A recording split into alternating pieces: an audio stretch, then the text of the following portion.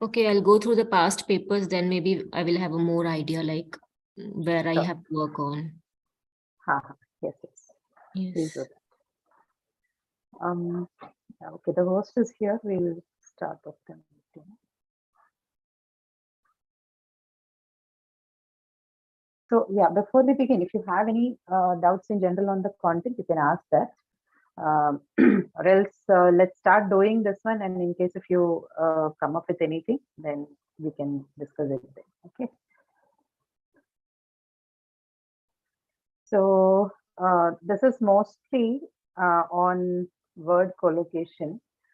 There is, I don't see a question uh, in any of the past terms where you've had sentences given with word collocations. It's usually match the column format. But that doesn't matter. Whatever the pattern of questions, it's all right.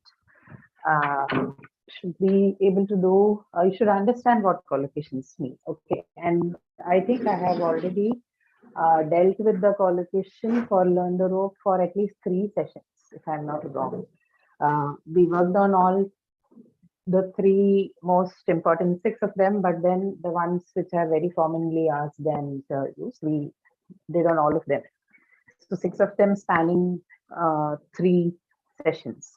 If you haven't had a chance to look at it, please go back and look at them. They'll be definitely helpful. So that is about the collocations. So I'll not be, you can of course ask if you have doubts, but those of you are looking for like a detailed explanation on this, you could go back and watch those session videos. I'm not sure if the lecture has a detailed thing on collocation. It probably just introduces to you to it, but I think the session should help you with how you should be forming collocations, right? Okay, so we'll look at this one. You can go to go online and just type out these things, and there are actually a lot of practice sheets that are available online to do this. Okay, so a little bit of a practice on that would actually get you there. But the problem with this is that you have to be a little consistent. If you just visitor to this once in a while, then it does not help, right? With respect to from the point of view of the exam, probably yes. But if you're a little serious about learning as such, then this once in a while visit may not be that helpful. It's very, it's a possibility. It's a very strong possibility that you forget it, right? And even for English too, some of the concepts that we deal with is in continuation to English 1. So what happens when you reach English 2, then you will have to go back and look at what these, you'll have to start from A, from scratch. So as and when you get time, just revise a few of these topics. Okay. Also try and locate it within your actual speech and conversations in your day-to-day life, so that it stays better with you. Okay. All right. So we know what a collocation is. We're going to look at a few sentences here and see which one will take what pair. The first one, you have choose the right answer, and the first sentence in that: my grandfather was a blank smoker. So few people were surprised when he died of oral cancer. Heavy smoker. Heavy smoker. Right? What other things, what other words can you use with smoke if you're collocated? Can't we use serial smoker, like serial killer we use, right? Serial smoker, I do not know, but you have a word called chain smoker. Have you heard this? Yeah, with that word only I am trying to relate. So yes. Right. So yes, so this is also one thing that you should keep in mind, because you have something called serial killer. It is not necessary that you say serial smoker, right? So this is the whole idea of collocation. Like what happens, sometimes people write to us saying that I have seen this word somewhere. I've seen this pair somewhere. Now, having seen a pair somewhere in an article or 2 or 3 or 5 of them is not what makes a pair into a collocation. If you have to have a collocation, or you have to call a pair of words collocation, the frequency of that pair has to be really, really high. Okay. It's like you see the word and the next word is almost predictable. You can say the next thing, or this is what is going to come. Okay, given the context, of course. So if that is the case, then you call this a collocation. So this has got more to do with the frequency. That is, how often, how frequently do these pairs appear together, right? That's what makes it a collocation. So serial smoker is not something that you would, while it might give you a meaning that is similar in shade to chain smoker. This is not like a frequently found pair. It's not something that is used very dominantly in the discourse. That is what it means. But chain smoker is, right? Which is why chain smoker is considered a collocation. Serial smoker would be considered just it's a adjective noun combination that somebody has come up with. It is not wrong, because grammatically you can do those things. However, it's not a collocation. It does not classify, or it does not clear the test, pass the test for being a collocation. For that, it has to appear frequently.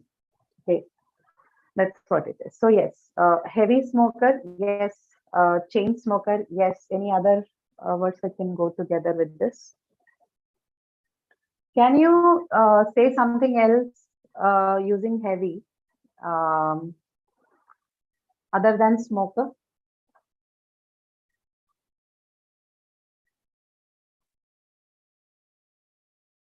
You mean as in a drinker or something?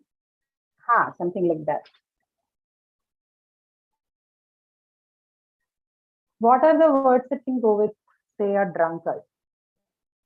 If I am to use a collocated term for drunkard, what will go with it? Do we say heavy drinking? Huge drunkard? No. Can I say heavy drinking? Or heavy, not drunkard as such, but heavy drinking? The idea is just that, can this word heavy go along with, something that is related to drinking? It can, right? What you're basically saying is, you're saying this person is a irredeemable drinker, right? You cannot addict it. The other single word that, right? So if you're using, you're talking about something that is related to, say, addiction, then heavy is like an adjective that can go with most of it. Okay, but at the same time, look at a word like weighty, W-E-I-G-H-T-Y. Okay, just type it out in the chat. Weighty. Now, this also means heavy, right? Has shades of meaning of heavy, but you cannot say weighty smoker. You cannot say weighty drinking or weighty drunkard, right? Heavy goes. So there is a stronger bond, stronger collocation between the word smoker or drunkard or drinking or whatever with the adjective heavy. Weighty, although it has shades of similar meaning, like with a collocational pair with any of the words that we mentioned, this is smoker or right? So that's how you have to see. Now, when we say this is not possible, what do we mean? That there is very low frequency. It cannot be aligned grammatically to form or act as modifier to the noun, right? Heavy or weighty. What we mean is that we cannot see this pair being used that frequently. Okay, which is like an important thing to classify something as a collocation. Okay, so this is a thing. This is like a huge thing. You will have to look at each of the word and see how it is used. So having a list of this thing will not help. Again, like we talk about everything else, reading is the thing that you need to, inculcate, because that is when you stumble upon a lot of these pairs, right? And understand the usage and the structure of the collocation. Okay, but when you come across, if you think that this is something that is very frequently used, that say you found this in 5-6 of the places that you have read, then you make a note of it. That is how you know that this is a collocation. Just because you saw a pair of an adjective and a noun somewhere you don't have to, because it may not qualify as a collocation. You can look at a collocation dictionary, it is available online. But I would suggest do not go for it right away. Right now, just focus more on how you can acquire it through reading. Once you have reached, say, at least a moderate level, then you can go back to the dictionary and check for new ones that you have. Okay. Dictionary is a little bit of a useless place to get your vocabulary straight, right? Because you can't be remembering all of the things that you read there. Okay. I hope you've understood the essence of what we mean by collocation. Let's look at the second one. She was a and dash wife who loved her husband more than anything else in the whole universe. Devoted, Devoted. sincere, intent. Devoted. Right, devoted. That fits better than anything else. And a very Victorian usage, yet it's a very, very popular collocation. Okay. May not be in our age, but there are things that come down the street. So, say the Victorian morals and everything else would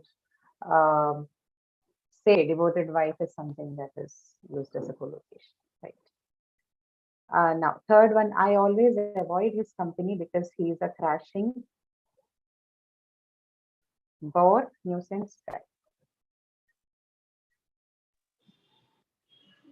Bore. Nuisance. Nuisance, bore.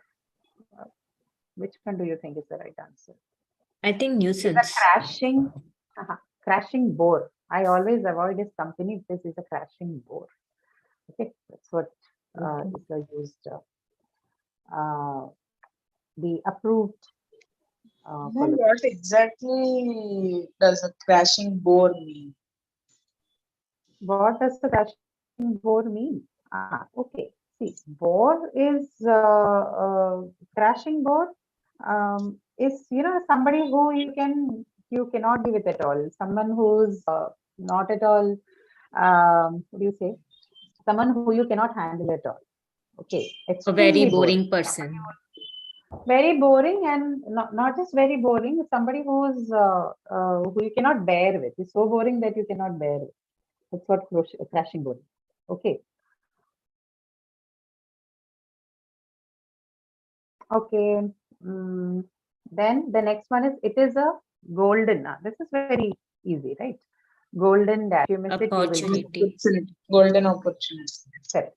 Opportunity. Then fifth one, she seemed quite interested in buying that house, but at the last moment she changed her Decision. You need to scroll up. it's not scrolled yet.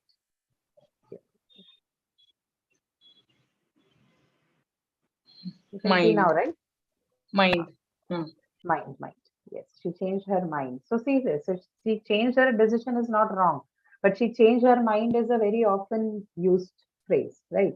That is what makes it a collocation, right? I am surprised nobody said mind, because the moment you have something like this, the next thing that should come to is change her mind. If this is how it is working, then that's the best test of something to pass the collocation test. Okay. Sixth one, although I was dash annoyed by her attitude, I said nothing. Slightly. Slightly. Slightly, right? You don't say lightly or moderately. This is not what you call, there's something called the gradable and non-gradable adjective. So this is a gradable adjective, but then lightly and moderately is not what we use with annoyed. Slightly is the one. So, seventh one, could you dash the oil? Inspect, check, the oil. test. Check the oil. Check. Could you? Ma'am, I could think it should be Yeah. different as per the situation. Like if it is in bulk, then we should say inspect the oil. If it is at the kitchen, we should say check the oil. And if it is in the laboratory, we should say test the oil. I think it could be anything as per the situation.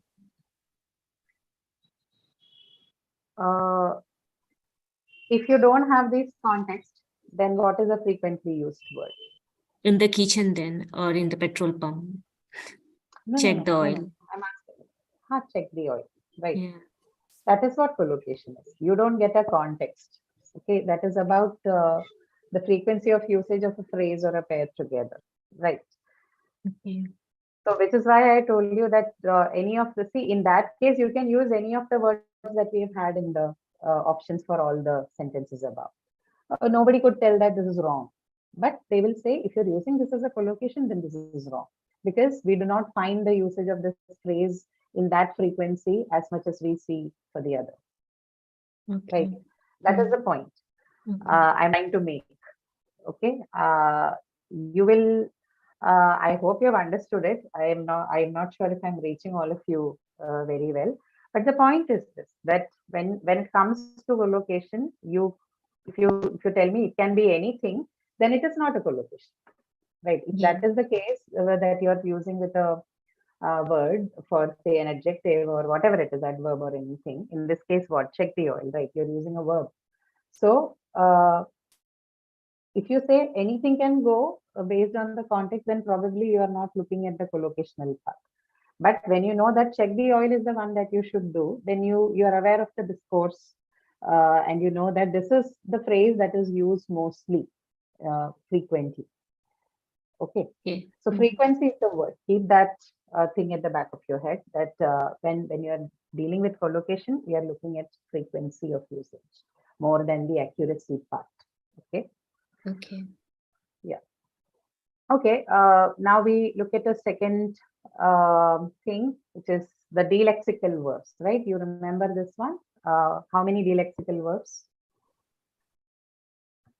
What is delexical verbs? If you understood the usage and you remember what it means. What is a delexicalized verb? It's also part of the collocation. They perform a huge role in fact, a lot of collocations that you would find in English actually comes from these delexical verbs. They are very important as far as the speech part, the spoken part of the language is concerned. They're very abundantly used in speech. What are delexicalized verbs? No idea? It's something like very common, like have, take, go, Uh-huh. That has do. not own meaning. It depends on main verb. Depends on, Main verb. sorry, come again. I think it does not have own meaning. It depends on main verb. Okay, it does not have own meaning. Okay, delexical, right? So it just means that it does not, in terms of meaning, it does not participate in the meaning making process.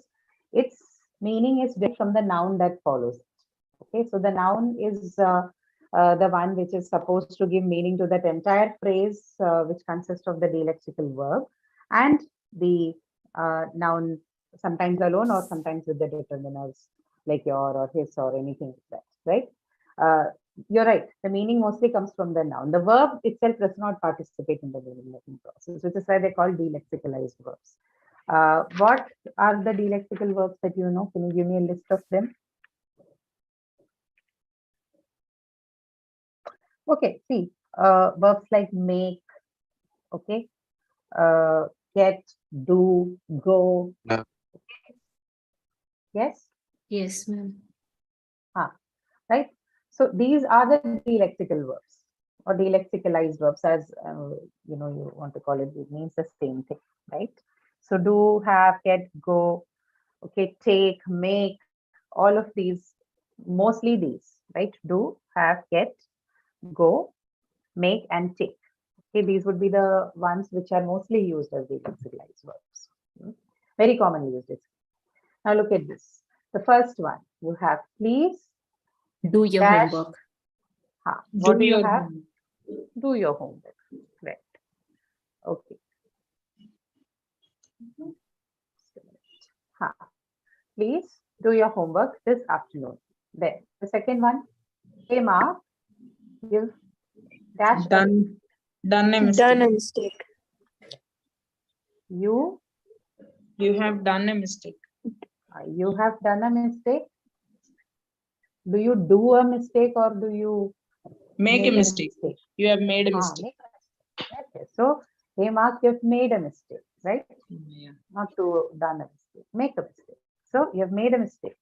Third one, do you dash sugar in your coffee? Have. Have. Delexicalized verb. Have sugar in your coffee is not the answer. Do you Take. take sugar in your coffee? Take. Yeah. Do you take sugar in your coffee? That's the right. Ma'am, if you sort can of give options, maybe we will be able to see what fits better. You should be able to say it without the options. Okay, that's the part of collocation. Because if you use it in the speech, no, so it's not like you get options are for the exam. You definitely have it, but the idea is you understand it without that. It's an expression actually. So I think when we were talking about this, I talked about vocabulary a little bit. That when if you're somebody who's looking to improve your vocabulary, then don't learn them as isolated words. You'll have to learn expressions. So all these things that we're discussing, do your homework or made a mistake or take sugar, have whatever, next one. These are all expressions, right? These are all expressions. These are expressional usages in the language. So you will improve your vocabulary and the language in particular and the language in general if you learn larger chunks of expression than just words. So it's better you do it this. Okay. Next one, did you? This one is Have. easy. Did you dash a good? Did you have a good trip? Have a good trip. Did you have a good trip? Did you have a safe journey? All of these, right? Okay. Next one, we Take turns. dash Take turns. turns. Take turns Take in turns. throwing the dice. Would you dash the shopping for me? Would you dash Do the shopping. do the shopping? Okay. If I change this, for example, I remove the, okay. I just say, would you dash shopping with me? Then go, right? Would you Yes. do the shopping for me? Would you go shopping Do with the shopping with me. Would you do the shopping for me? Would you go shopping with me? Right. So this is the difference of using the delexicalized verb here. Now, seventh, my sister Lisa is dash much progress with her French. Have been. Have been, why? We're not using tense Sister forms here. We just have to is- use the verb. Heard of this expression, make progress? Made. Right. Correct. My sister Lisa is, so now you have is. Making. Making, right? Making. My sister Lisa is making much progress with her French. So see, the modifications for tense and everything, it is very much intact, like the way it happens on any other ordinary verb. In this case also, all the modifications relating to tense and aspect would be made on the verb, right? Those things, those changes you will definitely see. But what you have to learn is to, understand this expression. So make progress, make an appointment, right? All of this. Okay, so eighth one. Did Alice dash this photo? Take this Take. photo. Take. Take. Did Alice take this photo? Right? Did Alice take this photo? Now you know if you read it together, what we mean by delexicalized, right? That verb take is not giving any meaning to that phrase because you know what's the meaning of take, right? And take the photo. We know the expression by itself does not have anything to do with the meaning of the verb take. So which is why it is called a delexicalized verb. That does not give any meaning to the phrase. The meaning is mostly derived from the noun involved in the phrase. Okay, all right. The next one, has your brother dashed the washing up yet?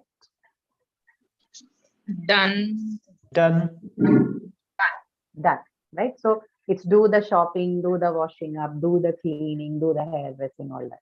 So done the washing up yet. Last one.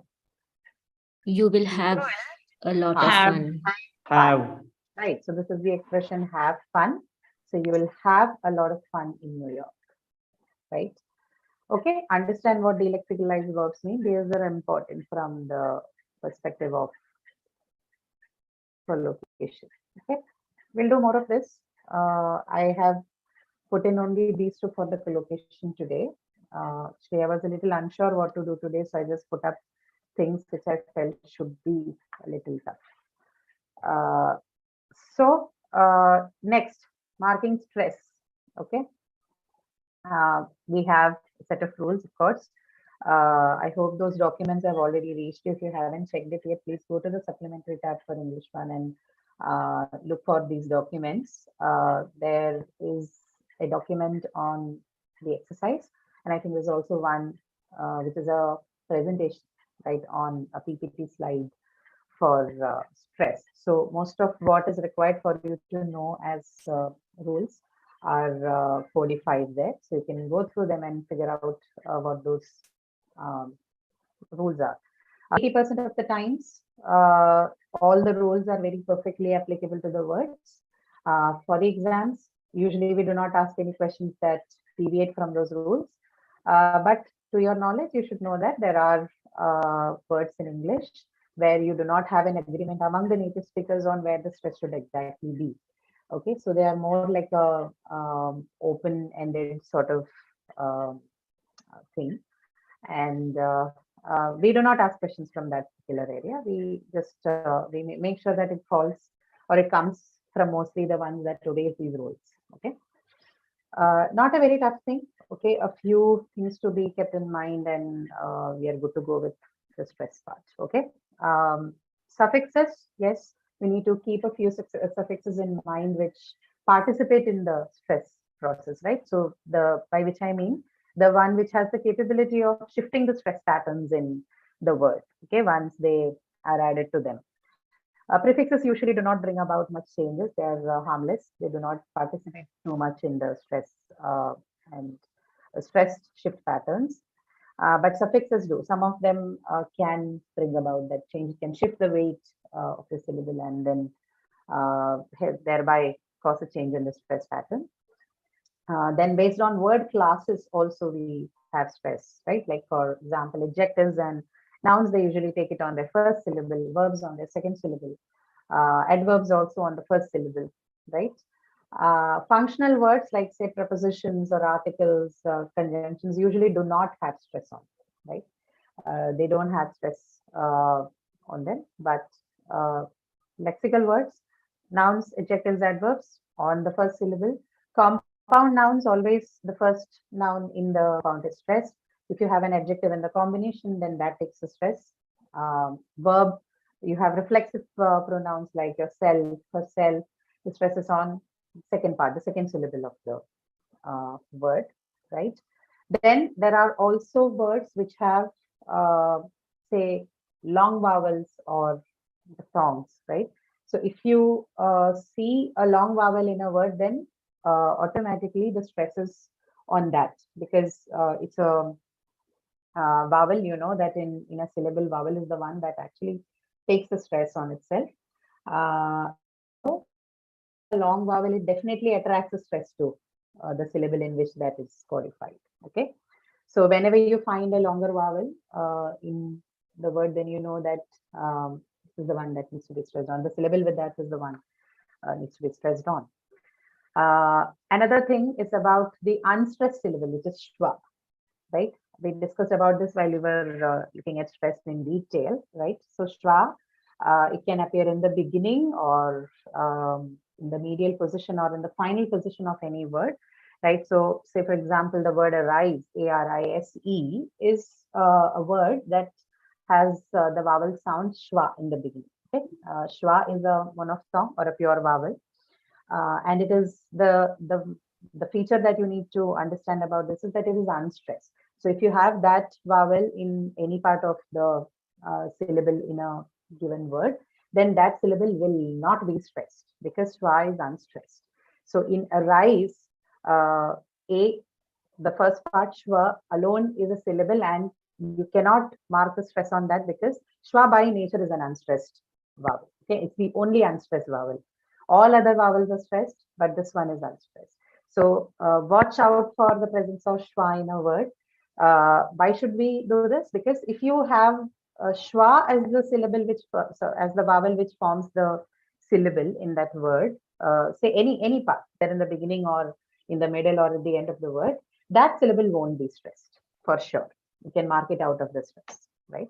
So in arise, the first syllable does not take the stress on itself for sure because it's a schwa, right?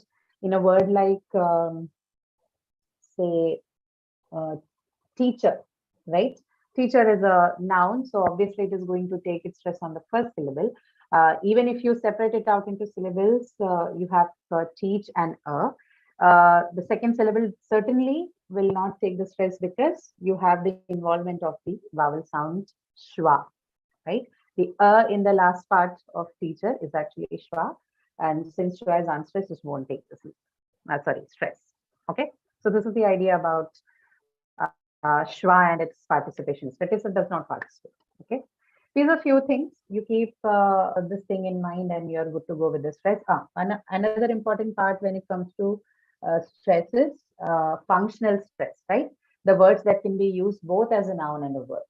So the rule applies there that if you're using a noun, then of course the word is stressed on its first syllable. If it is used as a verb, then it's going to be stressed on the second syllable.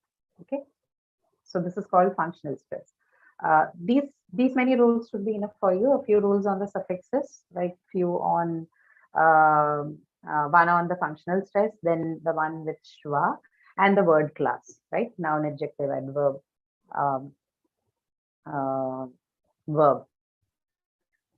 This much if you can figure out, then we are good to go with stress. And also the long vowel, keep a watch on that. Whenever there's a long vowel, the stress is on that. Okay, we'll look at these questions now. The first one, consideration, which is the syllable Before with the- shan. RA. before not RA, say Ray, that's the syllable. Okay. Yeah, So yeah. shin, shin is again a suffix which affects the stress pattern. And whenever there is this suffix available in a word, then the penultimate syllable, or as you call it, the second last syllable, the second syllable, the last anything as you want to say, is the one that takes the stress, right?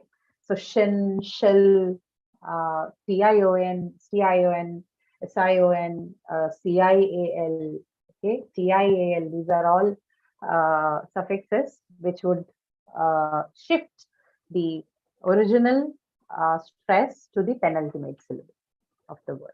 Okay. Happiness, second one, happiness. First syllable. First syllable. Why?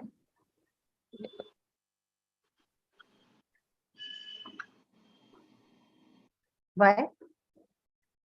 Stress is a little technical, so you should be able to answer It's why. a you are noun, wrong. that's why. Yeah. It's a noun. Yes, correct. That's a acceptable answer that this is a noun. Also, because there's ness in this. Okay, ness is a suffix and it's a neutral suffix. So this is an example of a suffix which does not participate in the stress shift. So you have the suffix ness in any word. You know that the original stress, whatever is the original stress of the root word, is retained. Ness will not shift it like you saw in the case of shen. Another neutral suffix is al. Okay. Another one is ly, the one that you mostly use along with the adverbs. Another one is ment, ment, right? Like government or unemployment, all that. All of these are neutral suffixes. They do not participate in the stress shift. They cannot bring about any change in the stress pattern of the original, the root word, not original, the root word. Okay. Now, third one. J. Where we have the stress. Second syllable, project. Second syllable, right? Project. So project. And if it is a noun, then you say project. Right? Yes, This one is cannot be. project.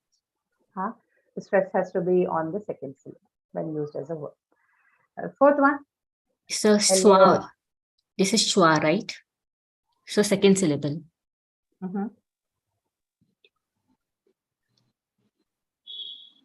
Allure. So lure. Second syllable. Correct. The second syllable. Correct. Yes. Right. Because, like you said, the Schwa. first one is a schwa. Sure. Fifth one, refugee. G.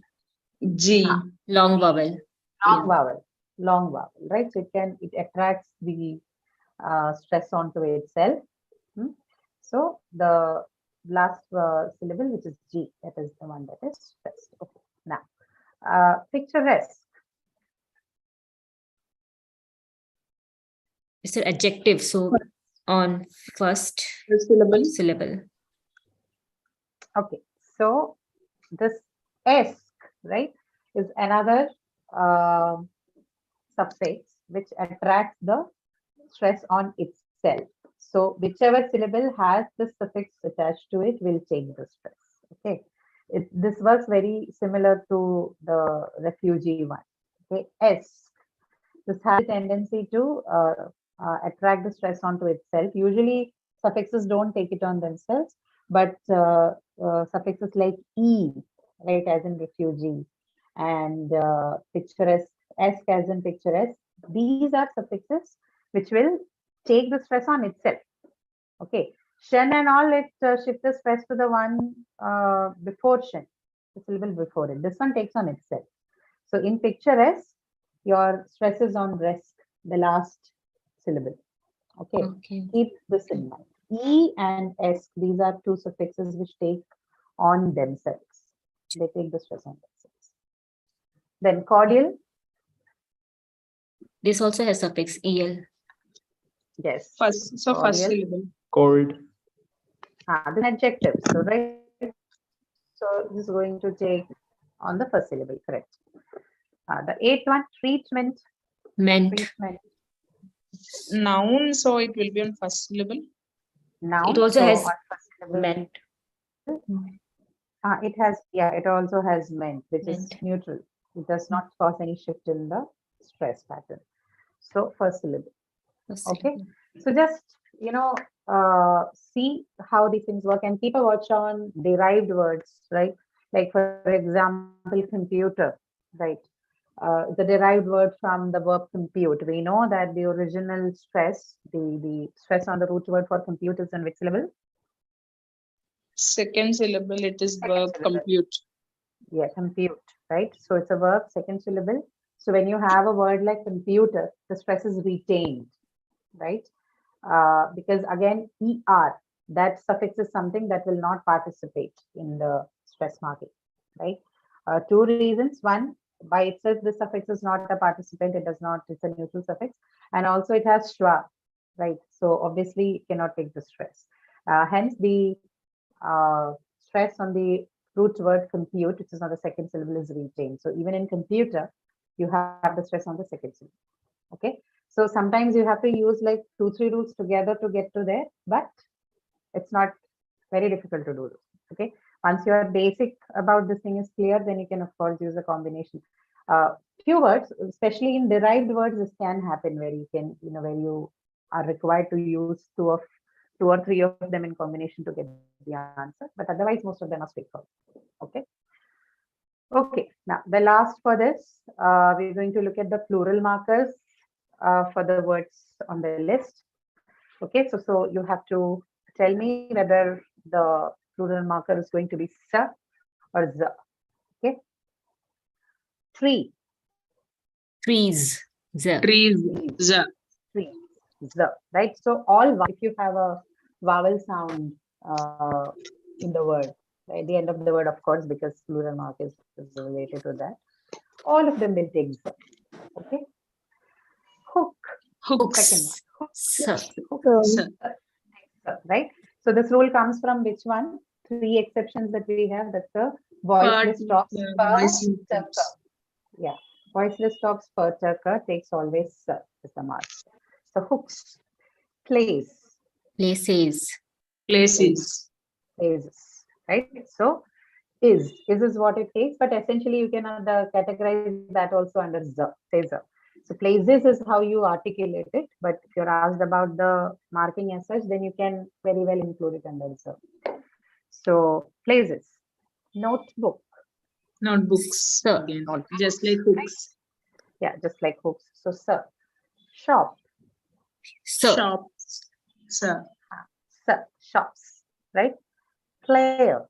The. The. Players. Players. Right. So the sound. State. The. States. State. Sir. States. We usually The last say sound is sir. what? Sir. So states. Sorry. We usually say sir, but as per the rule, it should come the. Why? No, it comes under Partaka. per, right? States. We It sh- has to be sir only because what's the last sound? It's stir, no? So it's sir. Sorry, State. it should be sir, right? Yeah, it should be sir. Okay. States. Okay, No, that's but the actually we last- have learned Partaka has sir sound, right? That's why I'm saying as it's not goes with the rule. Why does it not go with the rule? It goes with the rule. States. We say the last, we always see the last one, right? Last sound. What's the last sound here? Oh, yes, state. Huh. Tur. No, though Yes, you're yes. confused. You're looking at E and then thinking Yeah, that it is a actually, wrong I just Ah, checked ha, the ha. alphabets. That's why. one. Okay. Yeah, Okay. yeah. We have to see the Okay. sounds. 8-1. Tin. Tins. Z. Tins. Right? The Z. So voice sound, consonant Z. Okay. Joke. Sir sound. The sound. Jokes. Joke. The sound. Clam. Z. Clam. Z Z. sound. Right? Z sound. Partaka is going to definitely take the Z sound. Okay. Only in the cases of, in the case where you have words like plays, where you have the last sound itself is, similar to sir and z. The word you use is sibilant. Then you have the articulation as is, but we can very well classify them also under z, no problem. So except for Partaka, you have z for everything else, and with Partaka, you have the voiceless stop syntax z, right? Simple rule, no big deal. Which among the above have aspirated sounds, sir? And Which can you of scroll? the above? That's all. This is it. Which among the above have aspirated sounds? Oh, this one. This is all. You're going to look at the set that you have here in the fourth question. Tree will have. Tree will it? Because see, we have seen this, right? The stir combination, it's used from aspiration. Usually you don't see an aspiration if a r sound follows Partaka. So kra, pra, tra, they do not take any aspiration. Okay. Although it satisfies the other two conditions for aspiration, which is stressed and in the beginning of the syllable. But because of the combination, the cluster tra, aspiration cuts out. So tree is not aspirated. Hook is Not aspirated here in it? No, No. right? Place.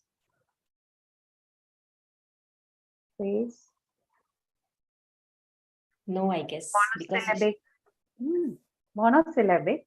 It's only one stress. Whichever the stress, just one syllable here, it has to go on the only syllable available here, right? So place it is aspirated. Okay, because stress is on the first syllable. There's only one syllable for that matter. The stress, it takes the stress, and per also appears in the beginning of the syllable. So both Okay. conditions satisfied. Place is aspirated. Notebook, no aspiration. no aspiration. Ma'am, No so aspiration. place is aspirated, right? On Place B. is aspirated. Yes. Place is aspirated. Place, that's how you say it. Shop, No aspiration. no aspiration. Player, Yes. yes. Player is aspirated. You have the per as an aspirated sound in player. State, No. aspirated? No. No. Okay. Tin, Yes. yes. Tin is, yes. Tin is aspirated. No. No. Clam, Yes. yes. Okay. So that's all. You need to just keep two things in mind. One is about the location of Partaka, which is to be in the beginning of the syllable, and the syllable has to be stressed too. If these two conditions are satisfied, then it has to be aspirated. Only in the case of the cluster Sara, Para, and Para, no aspiration. Okay. That's all about the aspirational part. Okay. All right. this looks good. Anything else that you want to ask about? Any topics or anything? We'll look at a different set of topics for the next class. Do you want anything on parts of speech? Is that part more or less clear? Ma'am, it's better if we can do some exercises with that also. Ma'am, especially about phrases and clauses, like identify which one is phrase, which is a clause, and dependent, independent, and types of clauses Oh. also we have, right? Subordinate and all. So that part Types we of need some more time. sentences. You mean the conjunctions, the coordinating, subordinating? Yeah, coordinating conjunctions and subordinating conjunctions and clauses, independent clauses, like identify which are independent clauses. I don't know if that is a detail in English one. You will have a lot of clauses to do in English too. A large part of it is dedicated towards clause. Okay, we'll look at it. So that part we can check. Phrasal verbs. How would I use phrasal verbs? Ma'am, can I ask you something? Yes, yes. Go ahead. Ma'am, what will be in English too? You will know it very soon. English 2 will be in continuation to this one. You will see a bit of an advanced thing of all of this. Like she was talking about coordinating, subordinating conjunctions, right? So right now they're introduced to you as conjunctions, just Yeah. parts of speech. Mm. Now you're going to look at a larger chunk of it. So you will be introduced to different types of clauses, like you'll hear about the actual construction of the sentences and the grammar, the process of how the construction happens. So are we Of going? course, you'll have module. Huh? Sorry. No, ma'am, you can complete, then I will fill. Yeah, of course, there are other modules on reading, writing, listening. That would also be a part. Of course, it's like a mixture of all of this, like you saw in English 1. You will have modules in all LSRW. Grammar, mostly clauses and more expressional English, right? Like say conditionals or quantifiers, or things like that are more advanced than the one that you see in English. Okay, and then how about writing? What is expected in writing? Essay writing No, or you're not just? supposed to submit anything to us. You just require to know the mechanics, right? The basics and the parts and whole that forms the writing, right? Okay, so the paper pattern will be the same, like listening, Same. reading, and grammar. Yes, same thing. Pattern and everything remains same. Only the topics become a little advanced. that's Advanced. Okay, okay. all. Okay, yeah. All right. So that's all for today. If you don't have anything else to discuss or you have to ask anything, you can go ahead. Otherwise, we can close the session and I'll meet you next week again. Okay, you didn't tell me how good are you doing with phrasal verbs?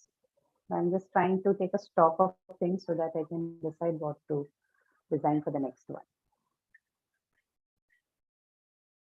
Are you okay with phrasal verbs? Ma'am, you better put some questions related to that also. We will discuss then. All right, then, fine. Yeah. Okay. We're doing Thank you. good, but an exercise will definitely be of help to us always. Okay. All right. Okay. Okay. Thank you so much then. I'll see you next week. Thank you for joining in. Thanks a lot, ma'am. for your Thank you, time. ma'am. Thank you very No much. problem.